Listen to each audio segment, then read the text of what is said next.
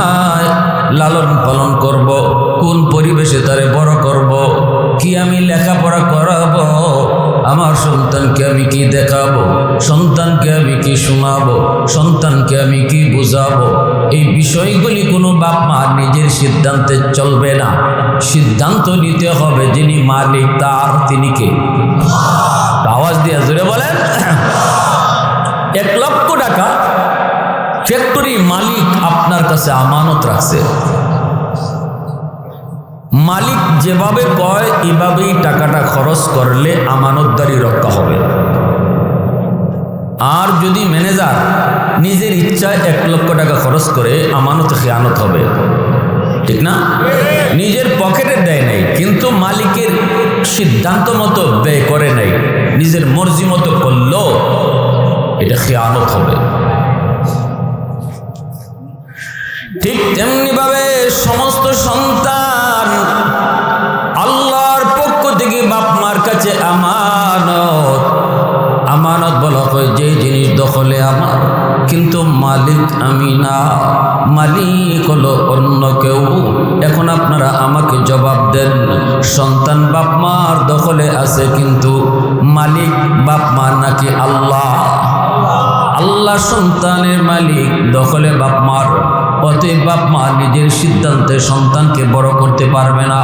সন্তানকে কি পোশাক পরাবে, সন্তানকে ঘরের কোন পরিবেশে বড় করবে, সন্তানকে কোন পরিবেশে লেখাপড়া করাবে, সন্তানের চিন্তা চেতনা কি ঢুকাবে, সন্তানের নজরের মধ্যে কি ফালাবে, এই বিষয়গুলিতে যদি বাপ মা ভুল সিদ্ধান্ত নেয়, তাহলে এই সন্তানের ব্যাপারে আমানতে খেয়ানত হবে।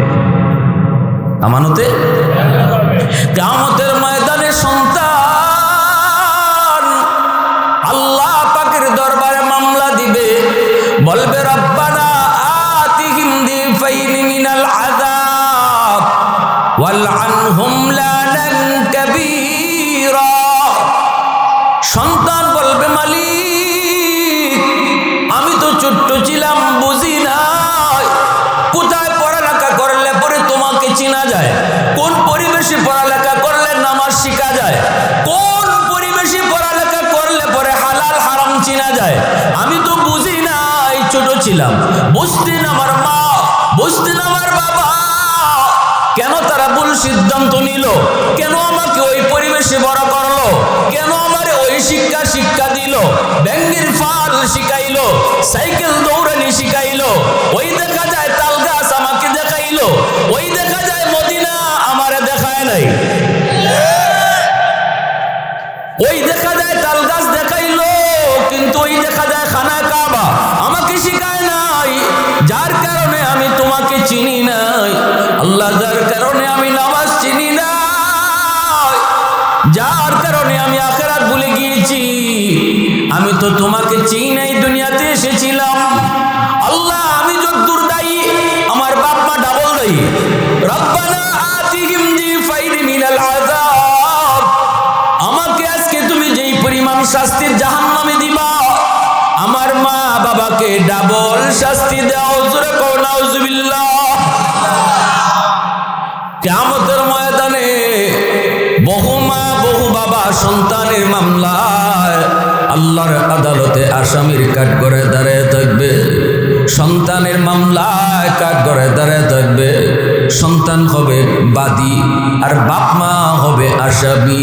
কিয়ামতের ময়দানে এমন বহু বাপ মারে দেখা যাবে, মামলা কিন্তু দুশ্মনে দেয় নাই, মামলা দিয়েছে তার কলিজার টুকরা সন্তান। অতএব বাবা একটু খেয়াল করে মন দিয়ে কথাগুলো শোনো। ডাক্তার বানাও পরে বানাও, আগে মানুষের সন্তান বানাও, মুসলমানি তারে শিখাও। 5টা বছর নুরানি মাদ্রাসায় সন্তানরে পড়াও, এরপরে তারে স্কুলে দাও। কলিজার ভিতরে আল্লাহর পরিচয় নিয়ে সে স্কুলে যায়, কলিজার ভিতরে নবীর পরিচয় নিয়ে স্কুলে যায়, কলিজার ভিতরে সে কোরআনের মহব্বত নিয়ে স্কুলে যায়, কলিজার ভিতরে সে আখিরাতের বুঝ নিয়ে কলেজে পড়ুক। এই ছেলে কোনোদিন বেনামাজি হবে না, মা বাবার সাথে বিয়াদবি করবে। কষ্ট হইতেছে আপনাদের? আওয়াজ দিয়ে বলেন, কষ্ট হইতেছে? প্রশংসা করবো কার? একটু আওয়াজ দিয়া মালিকের নাম কার? ওয়াহদাতি কি হিফাজত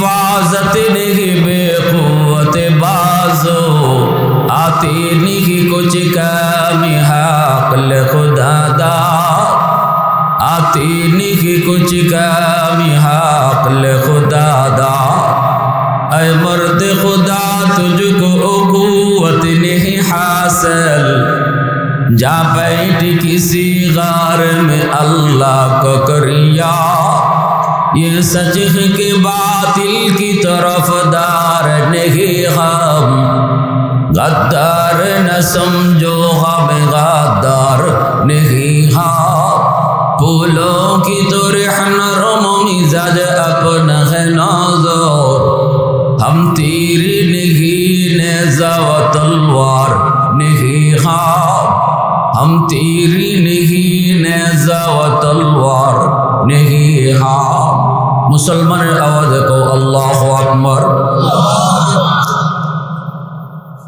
এজন্য আমার সন্তান আমার কাছে আমানত, এই বিষয়টা বাপ মার খেয়াল রাখতে হবে। সন্তানের মালিক আমি না, মালিক হলেন আল্লাহ। আমার কাছে আল্লাহর পক্ষ থেকে রাখা আমানত। অতএব আমার সন্তানের পড়ালেখা আমার সিদ্ধান্তে চলবে না, সিদ্ধান্ত হলো আল্লাহর। আল্লাহ পাকের সিদ্ধান্ত হলো সন্তানকে দিন শিখাও, সন্তানকে মুসলমানি শিখাও, সন্তানকে আমি আল্লাহর পরিচয় শিখাও। শিশুকালটা হলো কাদামাটির মতো, কাদামাটির মধ্যে যা লিখতে চাইবেন লিখা যায়, মাটি যদি শক্ত হয়ে যায় লিখতে চাইলেও লিখা যায় না। কিন্তু শিশুদের মন হলো নরম নরম, যা শিখাইবেন তাই বুঝবো। চারা গাছের মধ্যে যদি পানি দেওয়া হয় তাহলে গাছের ফায়দা হয়, গাছ যদি মোটা হয়ে যায় পানি দিয়া লাভ নাই। এজন্যই আমার সন্তানের জীবনের ফাউন্ডেশন শিশুকাল।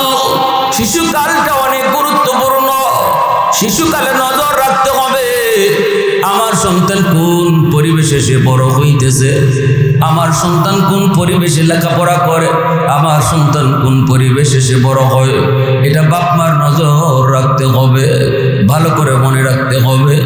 এ যুবক, এজন্য বলতেছি বাবা হওয়া সহজ, কিন্তু লোকমান হাকিমের মতো আদর্শ বাবা হওয়া কঠিন। মা হওয়া সহজ, মঈনুদ্দিন চিশতির মার মতো মা হওয়া কঠিন। একদিন প্রথম দিনে 90,000 হিন্দু মঈনুদ্দিন চিশতির চেহারা দেখা কালেমা পড়ে মুসলমান হয়ে গেছে। চিশতির মা বলতেছে, বাবা এটা তোমার কোনো বাহাদুরি নয়, এই বাহাদুরিটা হলো আমি মার। কারণ আমি মা জীবনে কোনোদিন তোমাকে অজু ছাড়া দুধ খাওয়াই নাই।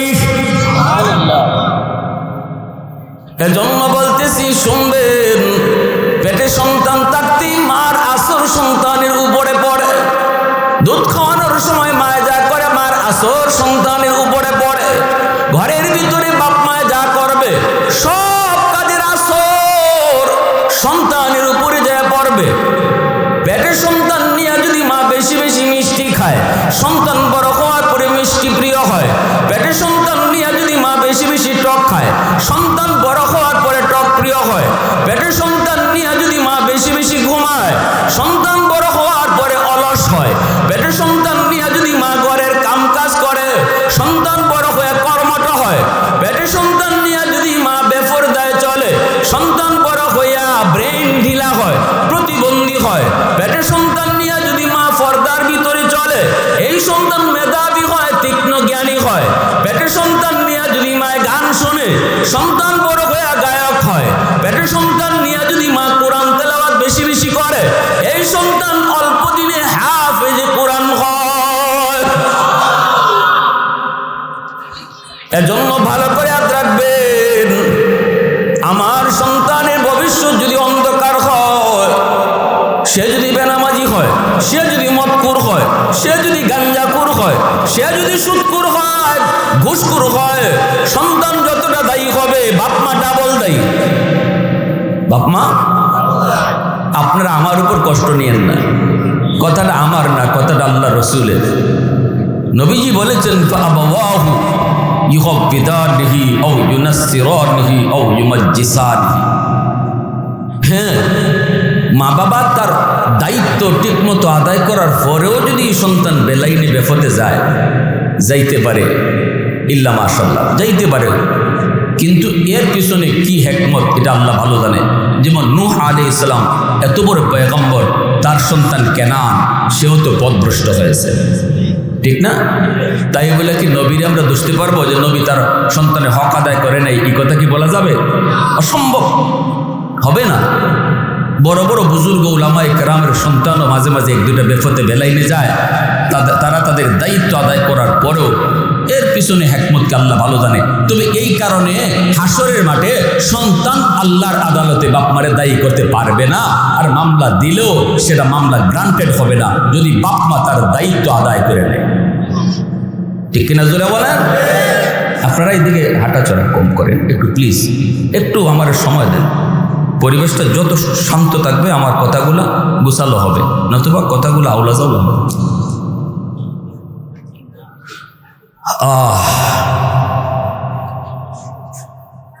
খাজা কুতুবউদ্দিন বখতিয়ার কাকি রহমতুল্লাহি আলাইহির মা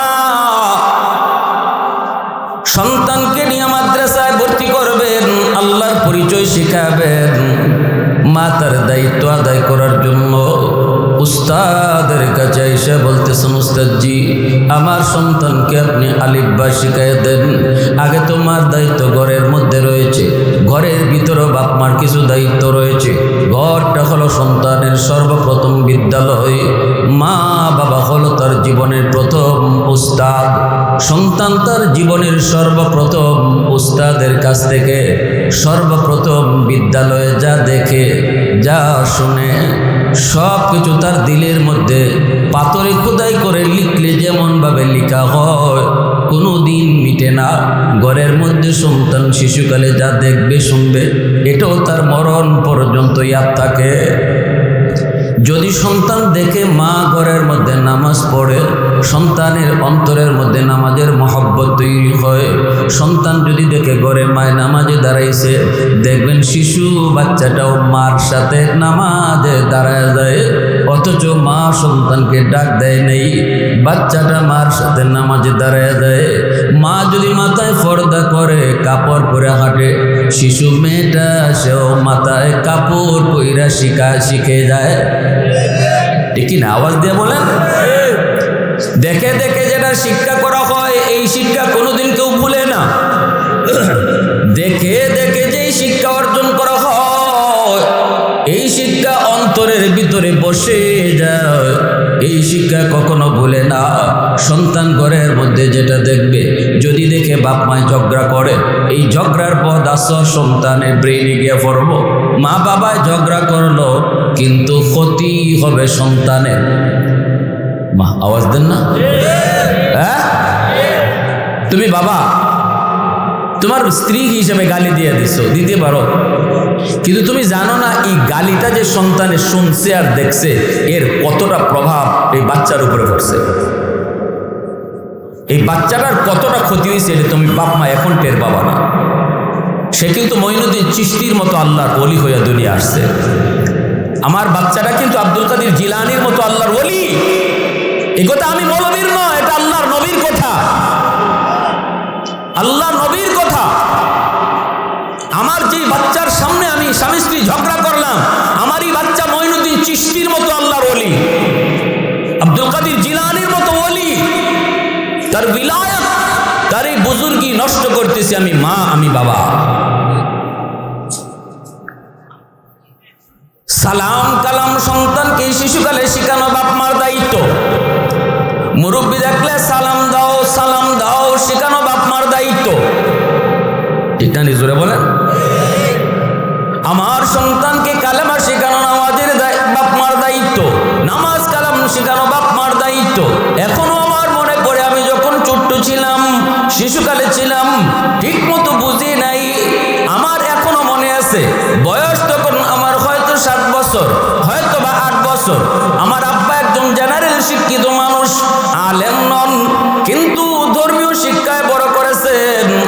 শিশুকালটাই ছিল ঘরের মধ্যে ধর্মীয় শিক্ষার প্রশিক্ষণ। আব্বা সালাম কালাম শিখাইলেন, মুরব্বী দেখলে সালাম দিতে হয়। আব্বা আমাদের এক রুমে বসে আছেন, আব্বার একজন বন্ধু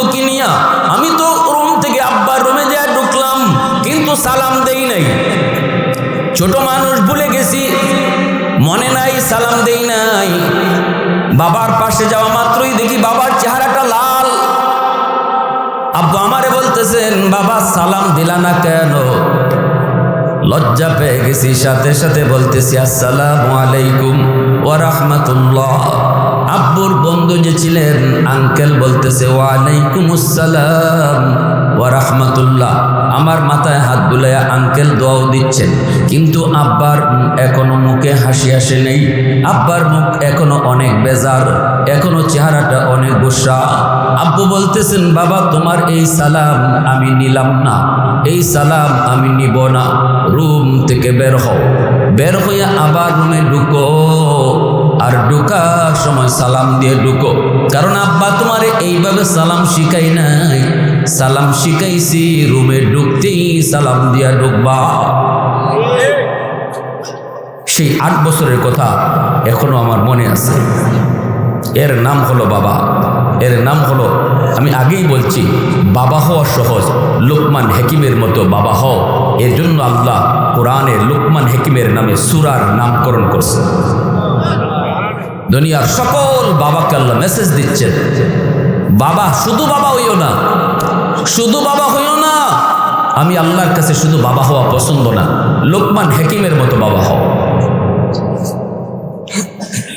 আমার ভাইয়েরা, বন্ধুরা, যুবক, তখন আমার আঙ্কেল বলতেছিল, ভাই বাদ দেন, ছোট মানুষ বোঝে না, সালাম তো দিলই, আমি তো সালাম নিলাম। কিন্তু আব্বু বলতেছেন, ভাই তুমি আমাকে নিষেধ করবা না, বাচ্চাটারে রুম থেকে আবার বের করায়া সালাম দিয়া যদি তারে রুমে না ঢুকাই, তাহলে এই ভুল তার সারা জীবন মনে থাকবে না। দেখছেন, আমার আঙ্কেল যতই রিকোয়েস্ট করেছেন, আব্বা রিকোয়েস্ট মানেন নাই। আমাকে রুম থেকে বের হতে হয়েছে, রুম থেকে বের হয়েছি, বের হয়ে আবার রুমে ঢুকছি তো সালাম দিয়া ঢুকছি। এজন্যই বলতেছিলাম, খাজা কুতুবউদ্দিন বখতিয়ার কাকি রহমতুল্লাহ আলাইহির মা সন্তানকে যা শিখাইবার নিজের ঘরে শিখাইলেন। আমি যদি আমার ঘরে টেলিভিশন দেখি, আমার সন্তান কিন্তু মঈনুদ্দিন চিশতি, সে টেলিভিশন দেখায়, দেখা দুনিয়াতে আসে নাই, টেলিভিশন দেখারও কথা না। কিন্তু আমি মা সন্তানকে নিয়ে যখন ঘরের মধ্যে টেলিভিশন দেখলাম, আমার সন্তান টেলিভিশন দেখলো, আমি নাটক দেখলাম, সিনেমা দেখলাম, সন্তানও সিনেমা দেখলো, নাটক দেখলো। আমার সন্তানের বুজুর্গি নষ্ট করলাম আমি মা, আমার সন্তানের বুজুর্গি নষ্ট করলাম আমি বাবা। আমার সন্তান কবরেও যাইতো চিশতি হইয়া, কবরেও যাইতো জিলানি হইয়া, কিন্তু আমার সন্তানের ভবিষ্যৎ অন্ধকার করতেছি আমি মা। কুতুবউদ্দিন বখতিয়ার কাকি রহমতুল্লাহ আলাইহির মা বলতেছে, উস্তাদ জি, আমার সন্তানকে আপনি আলিফ বা শিখায় দেন। এইবার উস্তাদ বলতেছে, বাবা বলো আলিফ বা তা সা। কিন্তু ছোট্ট বাবু কুতুবউদ্দিন উস্তাদকে বলতেছেন, না গো উস্তাদ জি, আলিফ বা তা সা নয়, আলিফ লাম মিম যালিকাল কিতাবু লা রাইবা ফীহ। অবাক হয়ে উস্তাদ তো নীরব, নিস্তব্ধ হয়ে গেলেন উস্তাদ। এ বাবা কুতুবউদ্দিন, কি বলতেছো? আরো পড়ো, আরো পড়ো। উস্তাদকে বসায় রেখে ছোট্ট বাবু কুতুবউদ্দিন কোরআনুল কারীমের 15 পারা হিফজ শোনায়া দিলেন। উস্তাদের চোখ থেকে দর দর করে পানি পড়ে আর কান্দেন। পড়া শেষ হতেই উস্তাদ কয়, বাবা চলো তোমার মার কাছে যাব। মা গো, কেন তুমি মজা করছো, ঠাট্টা করেছো? তোমার কুতুবউদ্দিন 15 পারার হাফিজ, আর আমাকে তুমি যা বললা আলিফ বা শিখামো। বলা মাত্রই মা সেজদায় পড়ে আল্লাহর শুকরিয়া আদায় করে। আর উস্তাদকে বলতেছে, উস্তাদ জি খোদার কসম, আমি মা নিজেও জানি না আমার কুতুবউদ্দিন কেমন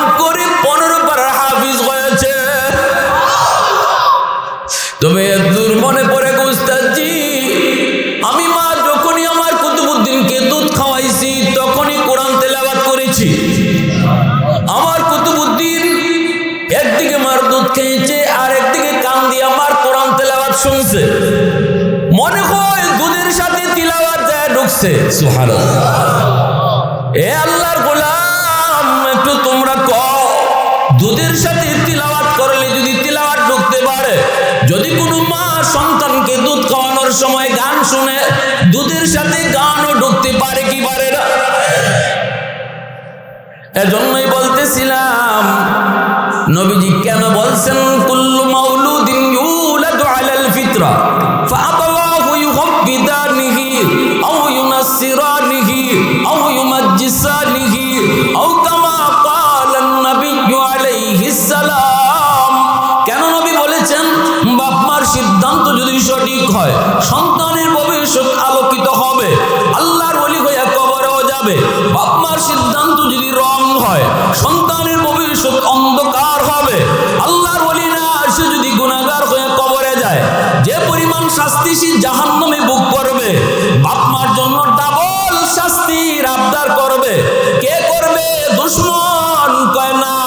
কে করবে? কলিজার টুকরা সন্তান, যেই সন্তানের জন্য আমি রাতকে দিন করেছি, যেই সন্তানের জন্য আমি আমার সুখ শান্তি নিয়ে কুরবানি দিয়েছি, যেই সন্তানের জন্য নিজে সিরাল অঙ্গি পড়েছি, যেই সন্তানের জন্য নতুন কাপড় কিনে ঈদগাহে নিয়ে গেছি, আমার সেই সন্তান কিয়ামতের ময়দানে আল্লাহর আদালতে মামলা বসাবে, আর সন্তানের মামলায় বহু বাপ মা জাহান্নামে জ্বলবে। এজন্য বলতেছি, শুধু বাবা হওয়ার শখ না, বাবা হওয়ার শখের বিষয় না, এটা বাবা হওয়ার দায়িত্বের বিষয়, বহুত বড় দায়িত্বের বিষয়। ভাইয়েরা বন্ধুরা, জন্য বলতেছিলাম, যদি বাপ মা তার সঠিক দায়িত্ব ঠিক মতো আদায় করে রে আল্লাহর গোলাম, তাহলে আমার সন্তান আমার হক আদায় করবে, মার কদর করবে, বাবার কদর করবে, মা বাবার কদর করবে। এজন্যই তো ওয়াসকুরুনি রহমাতুল্লাহি আলাইহি মা বাবার কদর কইরা তিনি জগতের ওলি শুধু না, ওলিদের সরদার হয়ে গেছে। আল্লাহ নবী মদিনাতুল মুনাওয়ারা, নবীজি বলতেছেন, সাহাবীরা শুনো, আমি মনে হয় বেশি দিন আর দুনিয়া বাঁচবো না। আমার ইন্তেকালের পর আমার পরনের জুব্বাটা আমি একজনকে হাদিয়া দিমু। আবু বকর সিদ্দিক মনে মনে আশা নিয়ে বসা, রাসূলের এই জুব্বা তিনি হাদিয়া পাবেন।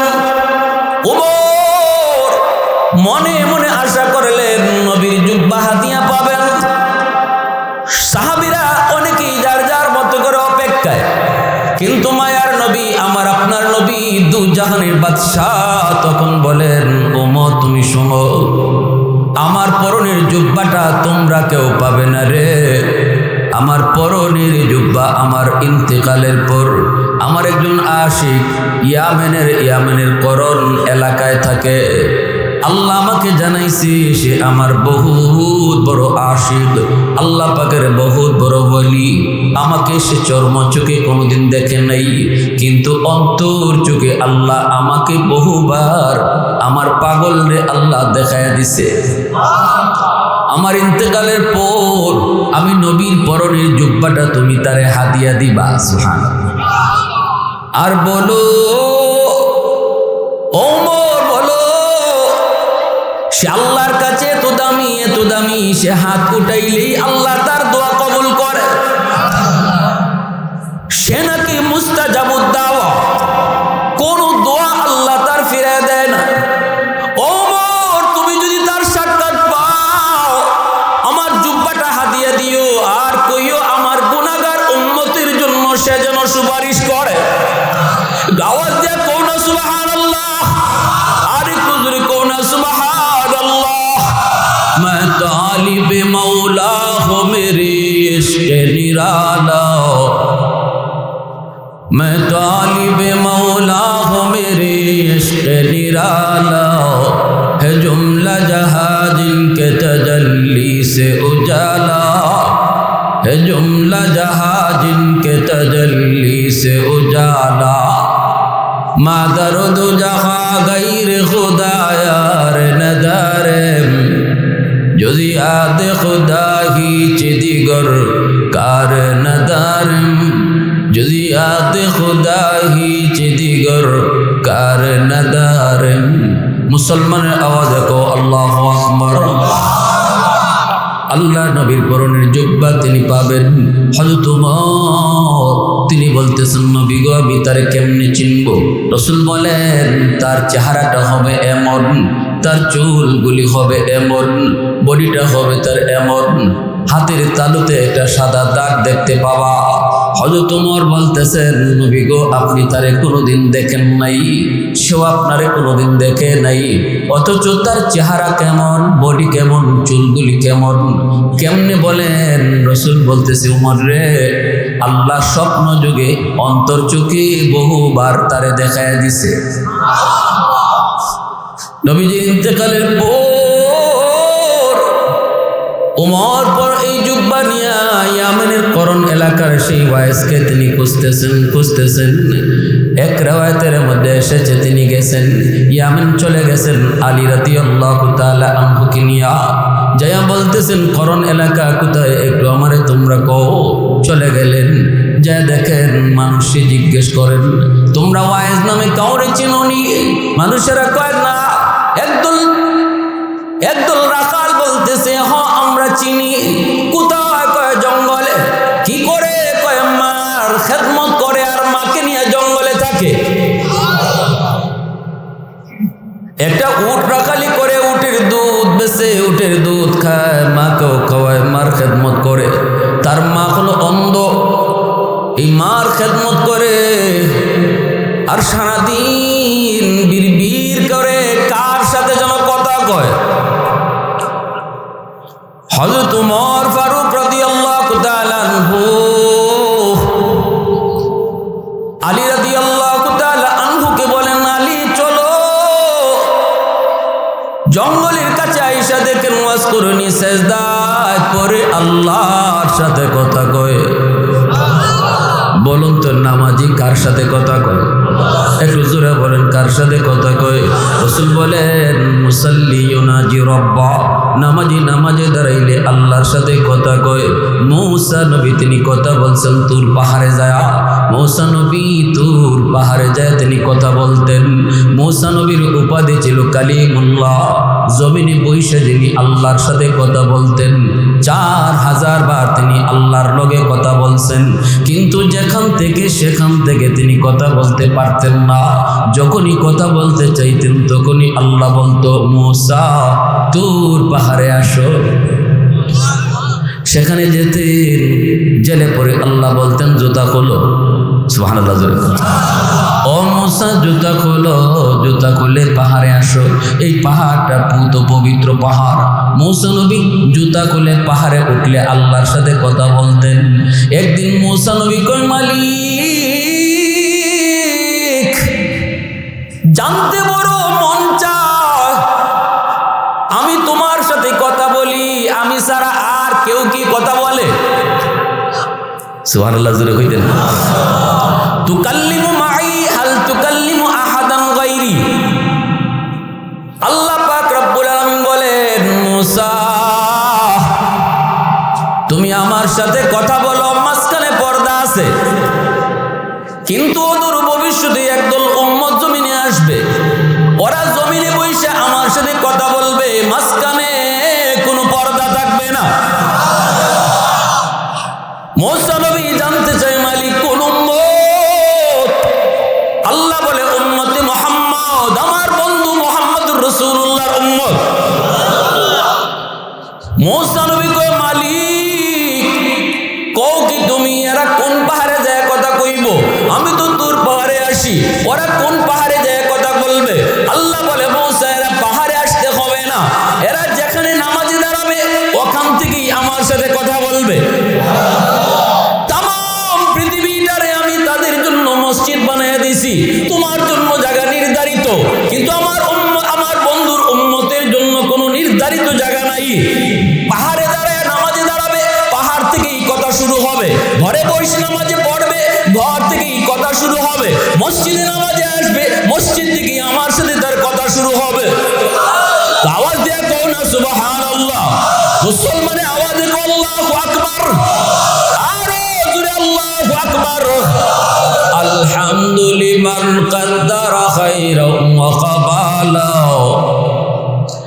الحمد لمن قدر خيرا وخبالا والشكر لمن صور حسنا وجمالا فرد صمد عن صفة الخلق بريء رب أزلي خلق الخلق كمالا لا ضد ولا ند ولا حد لمولا لا ضد ولا ند ولا حد لمولا الآن كما كان ولم يلق زوالا الآن كما كان ولم يلق زوالا মুসা নবী কয় মালিক বুঝলাম ওরা নামাজে দাঁড়ায় তোমার সাথে কথা বলবে কেমনে কথা কইব আল্লাহ কয় নামাজি যখনই কইব আলহামদু সমস্ত প্রশংসা তখনই আমি আল্লাহ বলি লিমানিল হাম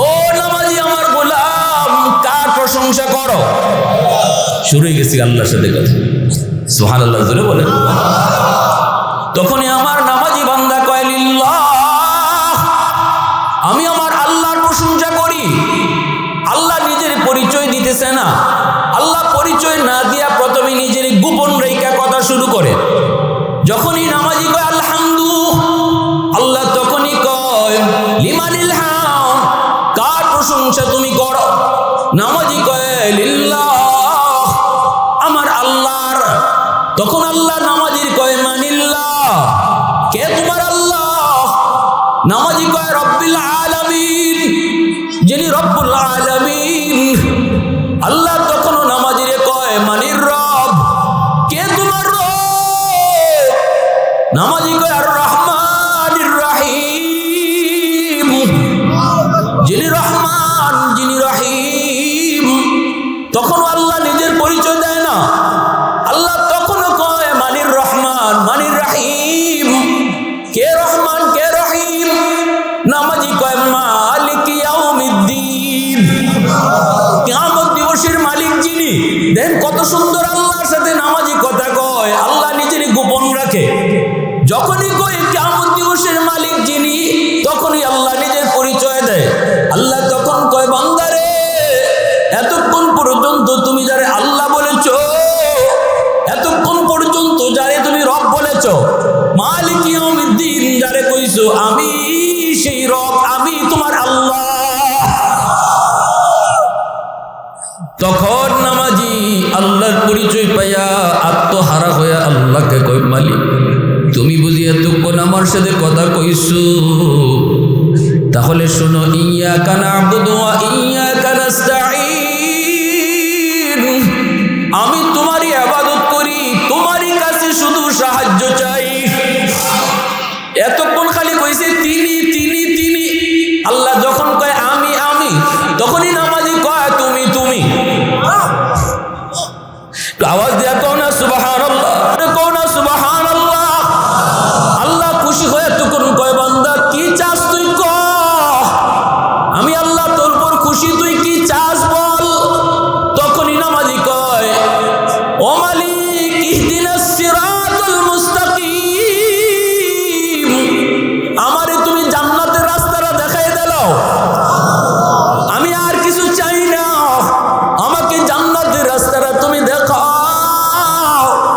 নামাজি তখন কয় না আমারে 5 তলা বাড়ি দাও নামাজি কয় না আমারে 10 কাঠা জমি দাও নামাজি কয় না তখন আমারে এমপি বানাও নামাজি আল্লাহর কাছে যেটা চাওয়া আর এটাই চায় কয় মালিক আমারে জান্নাতের রাস্তাটা তুমি দেখাও এইভাবে আল্লাহ এত সুন্দর করে নামাজির সাথে কথা কয় এবার মুসা নবী কয় মালিক একটু জানতে মন চায় নামাজি তো তোমার সাথে কথা বলে নামাজে দাঁড়ায়া কিন্তু তুমি কেমনে কথা কও আল্লাহ কয় মুসা আমি নিজের থেকে কখন কথা কই জানুনি যখনই আমার বন্ধুর উম্মত কোরআন তেলাওয়াত করব তখন আমি তার সাথে কথা শুরু করে দেই আওয়াজ দিয়া কও না সুবহানাল্লাহ আরে জোরে সুবহানাল্লাহ এজন্যই আল্লাহ পাক রব্বুল আলামিন তার বন্ধুরা কয় বন্ধু তুমি উম্মতরে জানাও মুসাল্লি ইউনাজি রাব্বাহ নামাজি নামাজে আমার সাথে কানাকানি করে সুবহানাল্লাহ নামাজি নামাজে আমার সাথে কানাকানি করে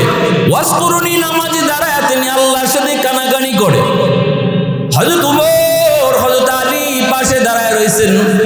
নামাজ শেষ হলে পরে উমর সালাম দিয়া বলতেছেন, ও আল্লাহর ওলি, আমরা আপনার কাছে এসেছি। কারা আপনারা? আমি উমর, আর ইনি নবীর সাহাবী আলী। সুবহানাল্লাহ। আল্লাহ নবী মদিনায়, নবীজি এখন মদিনায় নাই, রাসূল দুনিয়া থেকে বিদায় নিয়েছেন। কিন্তু রাসূল মদিনায় থাকতে আপনি ইয়ামান ছিলেন, গেলেন না কেন? রাসূলের না দেখে নবীর এত বড় আশিক কেমনে হইছেন? যেই নবী ইন্তেকালের আগে পরনের জুব্বা আমি উমরকে দেয় না, যেই নবী তার নিজের জুব্বা আবু বকরকে দেয় না, যেই নবী তার পরনের জুব্বা উসমানকে দেয় না, সেই জুব্বা রাসূল আপনারে দিয়া গেছে। গেলেন না কেন? নবীর দেখলেন না কেন? আজ করিনি কই আমার মার খেদমতের কষ্ট হবে। আমি মাকে বলেছিলাম, মা গো, আমার নবী মদিনায়, একটু দেখতে মন চায়, দেখতে মন চায়। মা তখনই কইছিল, বাবা ওয়াইজ, মদিনায় নবীরে দেখতে যাবা, এর চেয়ে খুশির কোনো খবর হতে পারে না।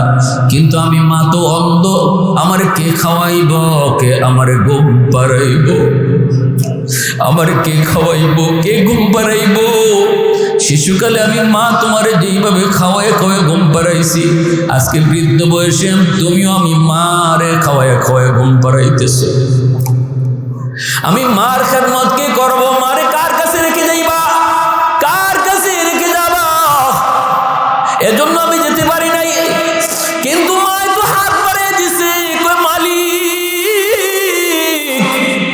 আমার সন্তান ওয়াইস তোমার হাবিবরে দেখতে মদিনায় যেতে চায়, কিন্তু আমি মার কারণে যেতে পারে না। এই খবরটা তুমি তোমার হাবিবরে জানাই দিও, এই কথাটা তুমি তোমার বন্ধুরে জানাই দিও। আমি মা তোমার কাছে হাত উঠাইছি, আমার ওয়াইসকে শুধু ওলি বানাইলে আমি খুশি না, জগতের ওলিদের সরদার তুমি বানাই দিও। আর আমার ওয়াইস হাত উঠাইলে হাত ফেরত দিও না। সুবহানাল্লাহ, জোরে বলেন। আমি মা বলতেছি, আমার ওয়াইস হাত উঠাইলে হাত ফেরত দিও না। এজন্য ওয়াজ করুনি মুস্তাজাবুদ দাওয়া হয়েছেন, মুস্তাজাবুদ দাওয়া হয়েছেন, তাবিঈনদের ভিতরে শ্রেষ্ঠ তাবিঈন হয়েছেন। রাসূল নিজে উপাধি দিয়া গেছেন, আমার ওয়াইস তাবিঈনের ভিতরে শ্রেষ্ঠ তাবিঈন।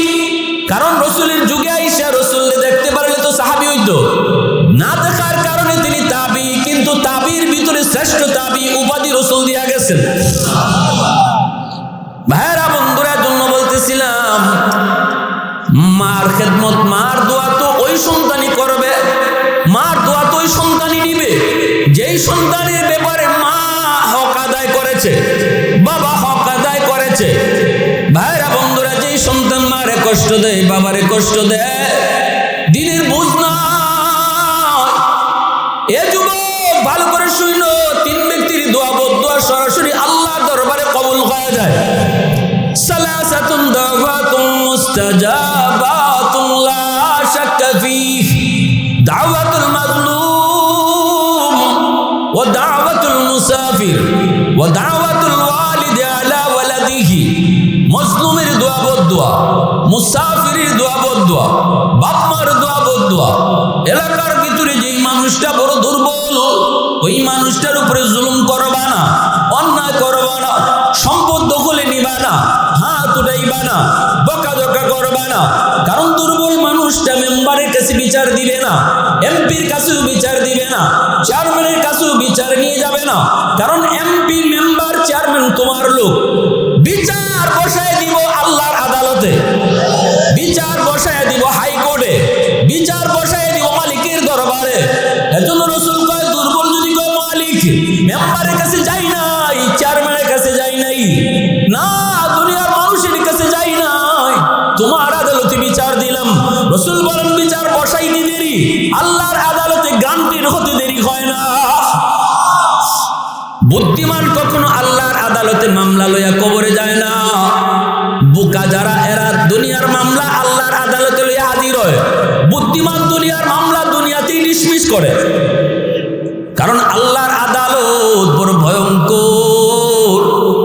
দুনিয়ার আদালতে জজ সাহেবরে ম্যানেজ করা যায়, মিনিস্টার দিয়া ফোন দেওয়ানি যায়, এমপি দিয়ে ফোন দেওয়ানো যায়, কিন্তু আল্লাহর আদালত আদালতে আল্লাহরে ফোন দেওয়ার সাহস কারো আসেনি।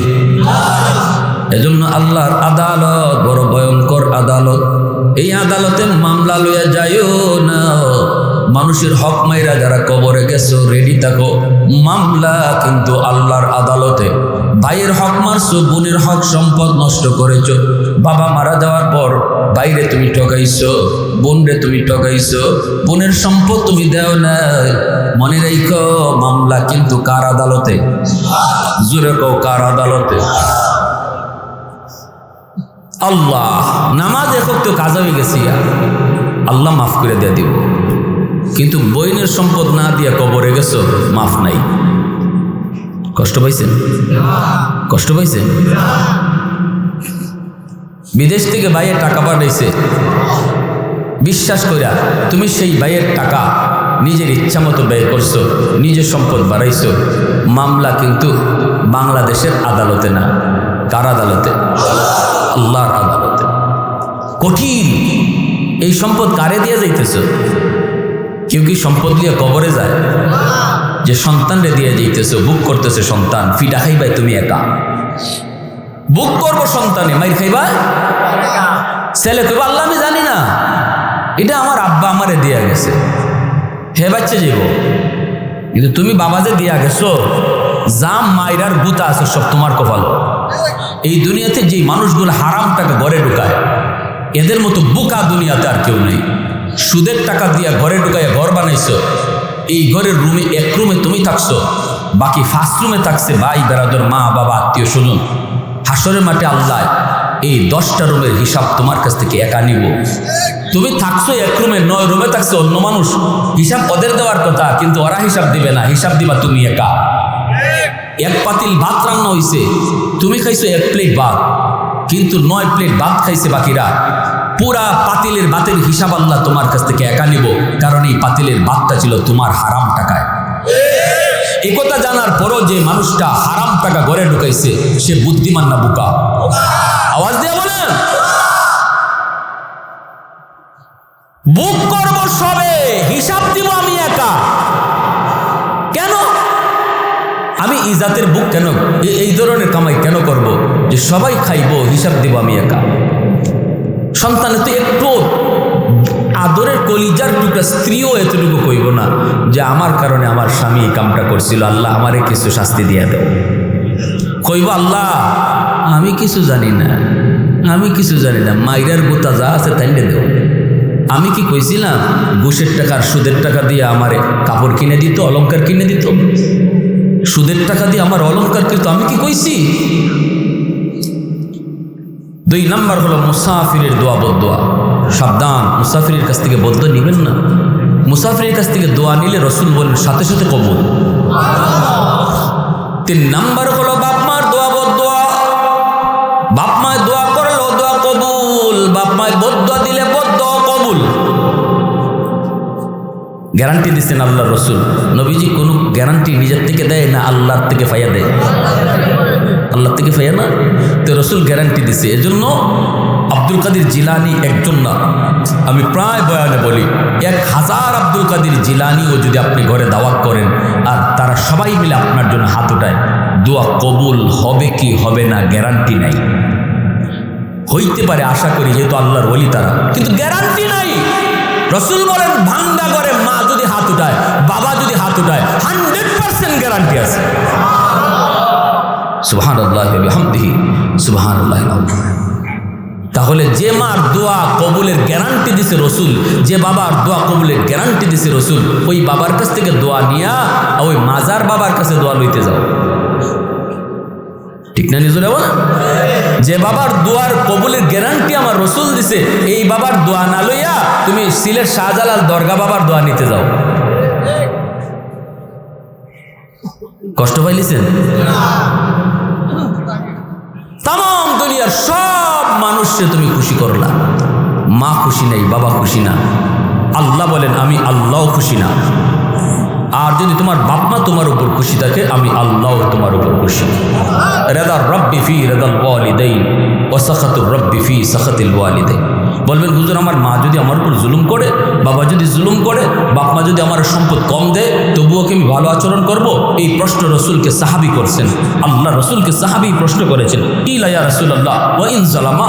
রসুল জবাব দিয়েছেন, ওয়া ইন যালামা ওয়া ইন যালামা ওয়া ইন যালামা। বাপ মা যদি জুলুমও করে, তবুও তুমি জুলুম করতে পারবা না। তুমি সন্তান হিসেবে বাপ মার সাথে ভালো আচরণ করাই লাগবে। হ্যাঁ, জুলুমের বিচার আল্লাহর আদালতে হবে। 3 সন্তানের ভিতরে যদি কাউকে বাবা ঠকায়, কাউকে কাগজে লিখকে সমি দেওয়া দেয়, আল্লাহর আদালতে বাবার বিচার হবে। কিন্তু দুনিয়ার নিজাম, রসুল বলেছেন সন্তান বাপ মার সাথে খারাপ আচরণ করতে পারবে না। এবার তুমি মানো আর না মানো, এটা আমার রসুলের আদেশ নির্দেশ। দুনিয়াতে সন্তান শুধু এতটুকুর জন্য মার সাথে ভালো আচরণ করবে, বাবার সাথে ভালো আচরণ করবে। সম্পদ যদি তার নাও দেয়, শুধু মা হওয়ার কারণে, বাবা হওয়ার কারণে, এই বাপ মার উসিলা আমি দুনিয়া দেখছি, শুধু এতটুকুর কারণে বাপ মা সন্তানের কাছে ভালো আচরণ পাও না, ভালো আচরণ পাও না। মারে ভাত না দিয়া, বাবারে ঘর থেকে বের করে দিয়া কারে খুশি করতেছ? সারা দুনিয়া তোমার উপর খুশি থাকলে তো আল্লাহ খুশি না, আল্লাহ খুশি না। এই কথাগুলি কে বলবে আপনারে? সন্তান যদি মাদ্রাসায় পড়ান তবে তো শুনবেন, ঠিক কিনা জোরে বলেন?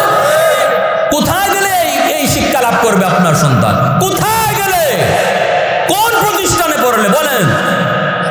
আজ সারা বাংলাদেশে আপনি দেখেন যতগুলা বৃদ্ধাশ্রম তৈরি হয়েছে, বড় বড় শিক্ষিত মানুষের বাপমা বৃদ্ধাশ্রমে পড়ে রয়েছে। কয়জন আলেমের বাপমা আছে? কয়জন হাফেজের বাপমা আছে? সন্তান লালন পালন করতেছেন, জন্ম দিচ্ছেন, সন্তানের কামাই খাইবেন কেন? আপনার জন্য যা রিজিক, এটা আল্লাহ আপনার দুনিয়াতে আসার আগেই বরাদ্দ করে রাখছে। সন্তানের কামাই খাইতে হবে না, এই চিন্তা বাদ দেন, এই নিয়ত বাদ দেন। নিয়ত করেন আমার সন্তান যেন আমার আখিরাতের পুঁজি হয়, আমার সন্তান যেন আমার সদকায়ে জারিয়া হয়। রিজিক তো আল্লাহ আমাকে দুনিয়া আসার আগেই পাঠিয়ে দিছে। এজন্য দুনিয়াতে সন্তান আসার আগে মার বুকে আল্লাহ দুধ আগে পাঠায়। দুধ পরে আসে না আগে আসে? আগে আসে। আল্লাহ বুঝায় রিজিক কিন্তু আগে পাঠিয়ে দিছি, তুমি যাওয়ার আগে তোমার রিজিক পাঠিয়ে দিছি। মরণ পর্যন্ত আমি আল্লাহ এভাবেই তোমার রিজিক তোমার আগেই থাকবে। অতএব রিজিকের পিছনে দৌড়ায় না, রিজিকের পিছনে দৌড়ায় না। বদ্ধ নিয়েন না, বদ্ধ নিও না যুবক। তোমার আমার জীবনে বাতি আল্লাহ জ্বালাইয়া দিছে, কিন্তু জ্বালাইয়া দেয় নাই। এই বাতি যদি জ্বালাইতে হয়, পাওয়ার হাউস থেকে লাইন ওকে করা লাগবে। আমার আপনার জীবনের যে বাতি আছে, এই বাতিও আল্লাহ জ্বালাইয়া দেবে যদি বাপমা থেকে লাইন ওকে থাকে। বাপমা হলো সন্তানের জীবনের পাওয়ার হাউস, ওখান থেকে লাইন যদি ওকে থাকে। মুরব্বীরা তোমার জীবনে পাওয়ার হাউস, উলামায়ে কেরাম তোমার জীবনে পাওয়ার হাউস, সমাজের আলেমরা তোমার পাওয়ার হাউস। আলেমদের দোয়া যদি থাকে, মুরব্বীদের দোয়া থাকে, বাপমার দোয়া থাকে, আল্লাহ বলেন জিন্দিগির বাতি আমি জ্বালাইয়া দেব। বাতি জ্বালাবে কে? আল্লাহ বাতি তখন জ্বালাইয়া দিবে। লাগাইয়া দিছে আল্লাহ, জ্বালাইয়া দেয় নাই। জ্বালানোর জন্য আপনার লাইন ওকে করা লাগবে, মাদ্রাসার সাথে মহব্বত করা লাগবে, ছাত্রদেরকে ভালোবাসতে হবে, উস্তাদদেরকে মহব্বত করতে হবে, আলেম ওলামার দোয়া নিতে হবে, আর মা বাবার কথা মতো চলতে হবে। কোনোদিন কোনো সন্তানের ব্যাপারে বাপ মা অমঙ্গল চায় না, ভালোই চায়। তুমি সন্তান বুঝো না, বুঝো না বিদায় বাবার কথাটা মানো না। বুঝবা একদিন, যেদিন তুমি লাইন পাবা না, চোখে অন্ধকার দেখবা।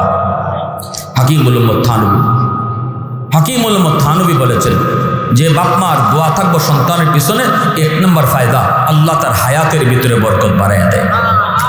2 নম্বর, আল্লাহ তার রিজিকের ভিতরে বরকত বাড়াইয়া দেয়। 3 নম্বর, আল্লাহ পাক তার সন্তানকে মানুষের মতো মানুষ বানায়। 4 নম্বর, ওই সন্তানকে আল্লাহ পাক মক্কা মদিনা জিয়ারত করায়। যে সন্তানের পিছনে বাপমার দোয়া থাকবে, আর বাপমার দোয়া যে সন্তানের পিছনে থাকবে না, 1 নম্বর ক্ষতি, হায়াতের বরকত পাবে না। অ্যাক্সিডেন্ট তোমার হওয়ার কথা না, তোমারই হবে, কারণ পিছনে মার বদদোয়া, বাবার বদদোয়া। এর জন্য মুসা আলাইহিস সালাম যেদিন আম্মা মারা গেছেন, এদিন আল্লাহ বলতেছে মুসা সাবধানে কদম দিও। এখন মার দোয়া নাই পিছনে, সুবহানাল্লাহ। তোমার মার দোয়া অফ হয়ে গেছে, কারণ আজ মা দুনিয়াতে নেই। যে সন্তানের বাপ মা মারা যাবে, মারা যাওয়ার লক্ষণই হলো এখন থেকে দুনিয়ায় তুমি সাবধানে চলতে হবে। এতদিন যা চলছো, বিপদ আইলো, মার দোয়ার কারণে আল্লাহ বিপদ কাটিয়ে দিচ্ছে।